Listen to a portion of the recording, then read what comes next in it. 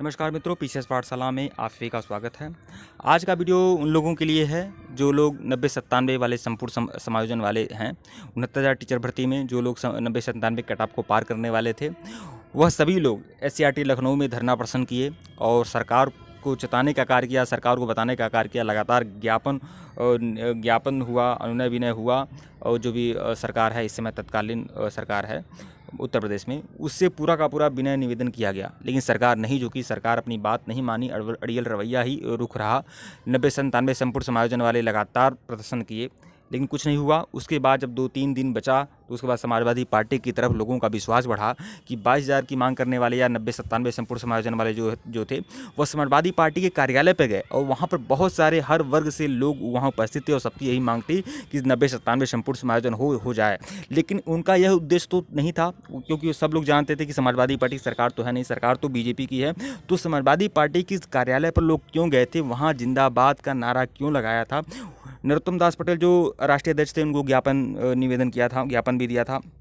और ज्ञापन देने के बाद नरोत्तम दास पटेल जो थे या बाकी जो शीर्ष नेता थे, पूरी तरह से फेसबुक हैंडल पर, ट्विटर हैंडल पर खूब लिखे कि हमारे 22,000 वाले साथी हमारे साथ आए। 69,000 टीचर भर्ती में बहुत सारे हर वर्ग के लोग आए और उन्होंने समाजवादी पार्टी पर विश्वास जताया और इस समय तत्कालीन सरकार को जमकर कोसा और लोगों का विश्वास समाजवादी पार्टी की तरफ है। तो पूरी तरह से अपनी बड़ाई में उन्होंने कर दिया, और लेकिन अपने मैनिफेस्टो में, अपने घोषणा पत्र में उन्होंने किसी प्रकार का कुछ जिक्र नहीं किया कि 69,000 टीचर भर्ती में 90-97 संपूर्ण समायोजन करेंगे या नहीं।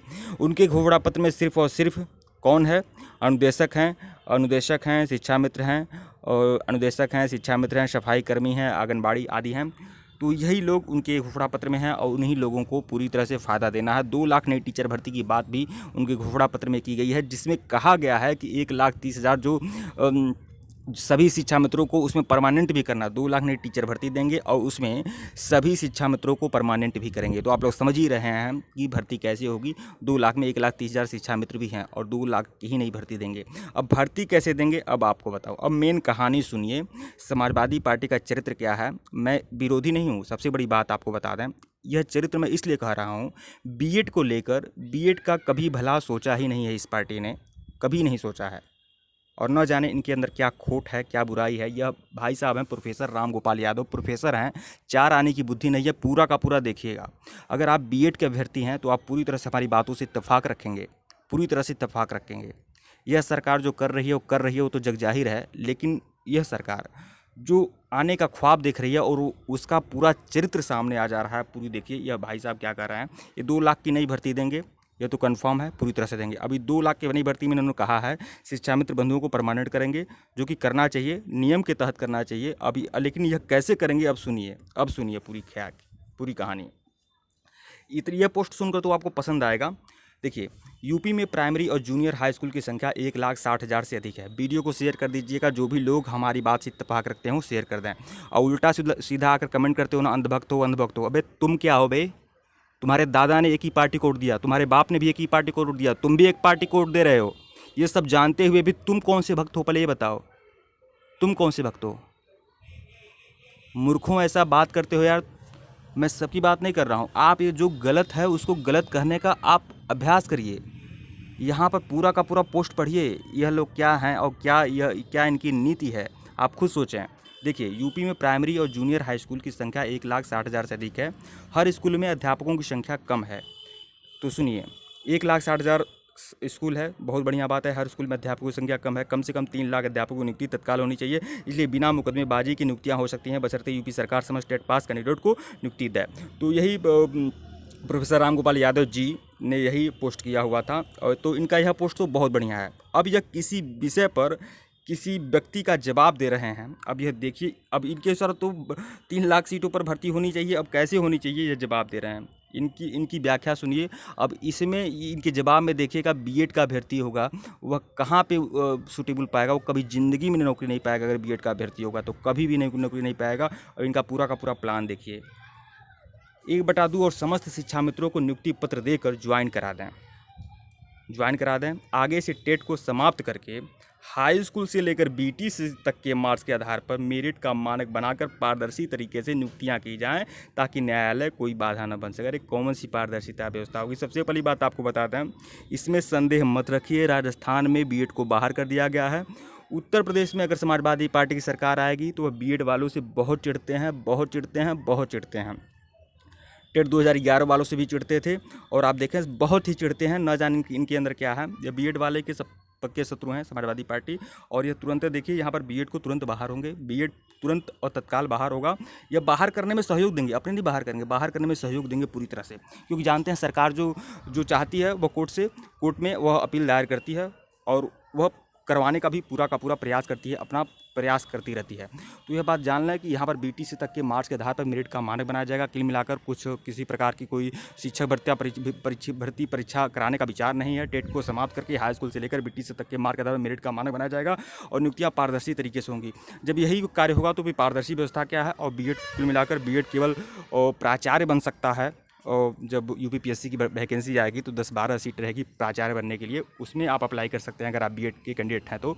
और या तो आप केबीएस एनबीएस आदि में केबीएस में कर सकते हैं, एनबीएस में कर सकते हैं, डीएसएसबी आदि में पीजीटी कर सकते हैं, टीजीटी पीजीटी में अप्लाई कर सकते हैं, बाकी कहीं नहीं। या फिर यूपी में टीजीटी में अप्लाई कर सकते हैं। यूपी पीजीटी में तो भी सबको इसमें एंट्री हो जाती है। तो यही कुल मिलाकर एक अवसर की बहुत बड़ी कमी हो जाएगी, बहुत बड़ी कमी हो जाएगी। और आप जानते हैं, और यह आप यह सोचेंगे कि प्रोफेसर राम गोपाल यादव जी क्या हैं, मेन सर्वे सर्वा तो अखिलेश जी हैं। तो भाई देखिए सभी जोड़ी बता दूँ, यह लोग समाजवादी पार्टी के मुख्य स्तंभ माने जाते हैं। इनका जो सलाह होता है, परामर्श होता है, यह समाजवादी पार्टी का शीर्ष स्तर पर होता है। यह बात आप ध्यान में रखिएगा। तो कुल मिलाकर यह बात आप जान लें, बीएड को बाहर हो जाएगा पूरी तरह से 100% होगा। और यह बीएड के शत्रु ही माने जाते हैं, बीएड के मित्र नहीं माने जाते हैं। यह ध्यान रखिएगा, यह पार्टी जो है बीएड की मित्र नहीं मानी जाती है, शत्रु ही मानी जाती है। और इनका पूरा का पूरा आप देख लीजिए, यही प्रोफार्मा है इनका।